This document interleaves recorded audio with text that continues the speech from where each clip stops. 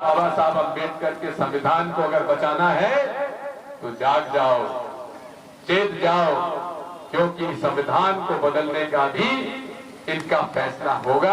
अगर 2024 में इन्होंने अब दावा करना शुरू कर दिया है कि 2024 में अब 400 से ज्यादा लोकसभा सीट जीतेंगी, इसका मतलब ये है कि ईवीएम के माध्यम से 2014 में जीते 280 पार, 2019 में हो गए 300 पार और अब 2024 में होंगे 400 पार। और 400 पार होते ही बाबा साहब अम्बेडकर के संविधान को बदलकर ये अपना संविधान लाएंगे। जिस तरह से रशिया में पुतिन अपनी पूरी पूरे उम्र भर राष्ट्रपति बने रहेंगे, चाइना के शी जिनपिंग साहब पूरी उम्र भर अपने बने रहेंगे, उसी तरह से नरेंद्र मोदी जी अपने जीवन भर संविधान में परिवर्तन करके मुख्यमंत्री बने रहे। ये षड्यंत्र पर आपको समझना पड़ेगा। यदि लोकतंत्र बचाना है, संविधान बचाना है तो सड़कों पर उतरना पड़ेगा, लड़ाई लड़नी पड़ेगी और हिम्मत के साथ यात्राएं करनी पड़ेगी। इसलिए आज राजू भाई आपने हमारा साथ दिया है, डॉक्टर साहब आपने हमको रास्ता दिखाया है, बाली महाराज कंवर साहब, बैजनाथ जी, हमारे बाबू जंडेल जी, वे सब लोग यहाँ मौजूद हैं। हमको सबको सचेत होना पड़ेगा। और आज ये 27 लोग विधानसभा चुनाव जो हो रहे हैं, इस पर हमें जागृत हो जाना पड़ेगा। क्यों चुनाव हो रहे हैं? अरे जनता ने तो कांग्रेस को बहुमत दे दिया था। कमलनाथ जी ने 15 महीने के अंदर गरीबों के हित में बिजली के बिल 100 रुपए 150 रुपए कर दिए थे। आज वही 100-150 रुपए का बिल हजारों रुपए आने लगा कि नहीं आने लगा? बताओ मैं जो कह रहा हूँ सही है कि नहीं है? अगर मैं सही कह रहा हूँ तो हाथ उठा के बताओ कि मैं गलत तो नहीं कह रहा हूँ। और आज ये सब मैं पूछना चाहता हूँ मामा मुझे फर्जी मामा कंस मामा शिवराज से, मैं पूछना चाहता हूँ महाराज ज्योतिरादित्य सिंधिया जी से कि आपके दिल में दर्द नहीं होता है कि जब गरीबों को बस 150 रुपए के माहवार का बिल आ रहा था और आज हजारों रुपए का बिल उन पर आ रहा है, जिनके कनेक्शन काटे जा रहे हैं और उनके ट्रैक्टर जब्त किए जा रहे हैं, गाड़ियां नीलाम की जा रही हैं, आज आपको शर्म नहीं आती है? मैं पूछना चाहता हूं आपसे, ये मामा ने कितनी घोषणा की हैं? कहते हैं, घोषणा करते हैं कि हम वसूल नहीं करेंगे बिजली के बिल, लेकिन खुलेआम बिजली के बिल वसूल किए जा रहे हैं कि नहीं किए जा रहे हैं? बिजली विभाग वसूली कर रहा है कि नहीं कर रहा है? मैं अगर गलत सही कह रहा हूं तो आप लोग हाथ उठा के बताओ कि सही कह रहा हूं। और यदि सही कह रहा हूं तो बिजली के बिल हम लोग इस बारे में विचार करना पड़े कि पटाए कि ना पटाए। बिजली के बिल किस कदर इन्होंने बढ़ा दिए हैं, हमें कांग्रेस पार्टी को आगे आकर लड़ाई लड़नी पड़ेगी।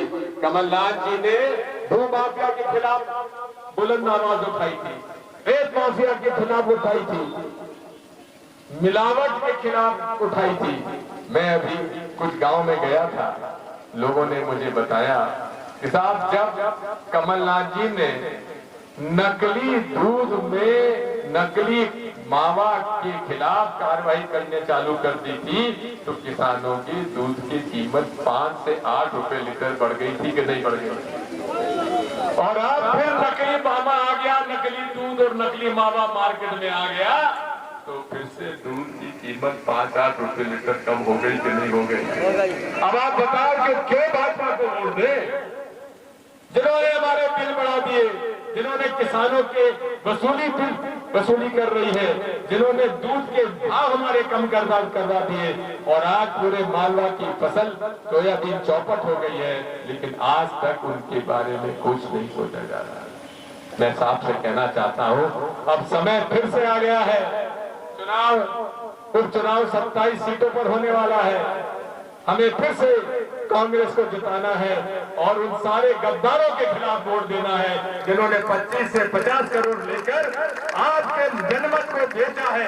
इन गद्दारों के खिलाफ हमें लड़ाई लड़ना है, यही मेरी आपसे प्रार्थना है। आप सब ने यहाँ पर आकर हमारा साथ दिया। डॉक्टर गोविंद सिंह जी, आपके नेतृत्व में हम नदियों के संरक्षण के लिए इस पवित्र स्थान पर बैठकर कसम खाते हैं। ब्रह्मा जी के मानक पुत्रों का ये स्थान है। इस स्थान पवित्र स्थान पर हम लोग खड़े होकर संकल्प देते हैं कि हम न केवल प्रकृति के लिए लड़ेंगे, लेकिन प्रकृति के संरक्षण के लिए, चाहे नदी हो, पहाड़ हो, जमीन हो, जंगल हो, ये हमारे। और आज मैं बता दूं, कोरोना का इलाज क्या है? कोरोना का इलाज है केवल ऑक्सीजन। और ऑक्सीजन हम लोग कैसे कम कर रहे हैं? जंगल काटने से ऑक्सीजन कम कर रहे हैं। और हमारे महात्मा गांधी ने जो कहा था कि प्रकृति में अगर लालच और भूख आ गई तो प्रकृति अपने आप दंड देती है। तो आज ये दंड प्रकृति के विनाश का ये प्रमाण है। ये कोरोना जो वायरस आया है, इसी प्रकार से अगर हम लोगों ने प्रकृति के अनाज, जिस प्रकार से नदियों में रेत का खनन हो रहा है, बड़ी बड़ी मशीनों से रेत निकाली जा रही है, और एनजीटी के आदेश के बावजूद भी कि 30 जून के बाद कोई भी रेत का खनन नहीं होगा। कोर्ट का आदेश है। लेकिन जैसा डॉक्टर गोविंद सिंह जी ने कहा है कि शिवराज सिंह जी मुख्यमंत्री जी जैत गांव के हैं, नर्मदा किनारे है। मैं गया हूं जैत, और पूरा परिवार, और मैं आरोप पहले भी लगा चुका हूं और फिर लगा रहा हूं। एक छोटे से गांव में मुख्यमंत्री शिवराज सिंह जी बने, उसके पहले एक भी वहां पे डंपर या ट्रक नहीं था जैत में। आज लगभग 200-250 डंपर और ट्रक हैं, और खुलेआम अवैध खनन हो रहा है।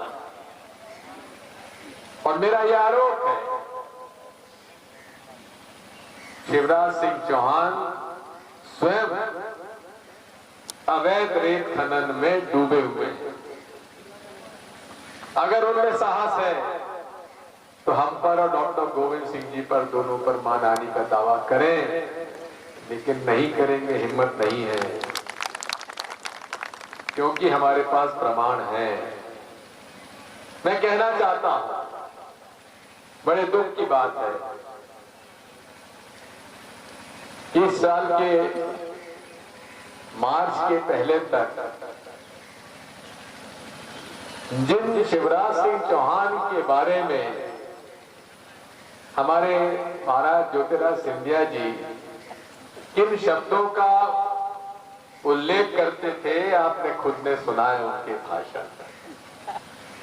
किस कदर उनकी आलोचना करते थे, मोदी जी की आलोचना करते थे, अमित शाह जी की आलोचना करते थे। और अब हमें इस बात का दुख है कि वे आज पूरे तरीके से उनकी शरण में चले गए। कल मैंने महगांव में उनका भाषण के बारे में सुना।